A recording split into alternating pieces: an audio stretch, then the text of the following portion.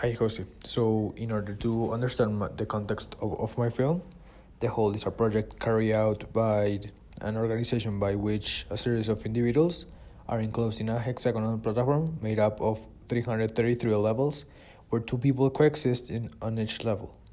These people have been able to enter voluntarily or as punishment for a crime, and the time they can spend in the program ranges from years to months.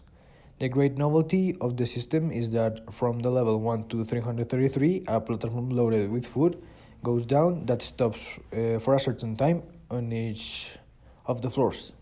The problem is that as the platform goes down, food is scarce, and on the bottom floors, there is absolutely nothing left. This produces extreme survival situations where everything is allowed to endure one more day standing. Camille, I am the most characteristic example of what a rebel means. I seek the good of all and overthrow the regime. Look, Goring, there are things I agree with you, but you are not an ideal rebel. During a rebellion, a man identifies with other men, and so he surpasses himself in this. You are right because with your roommates you identify yourself, and thus you manage to have a good relationship and you reach a point where you surpass yourself. An act of rebellion is not essentially a selfish act, of course. You may have selfish motives. The rebel demands respect for himself, of course, but only to the extent that he identifies with a natural community.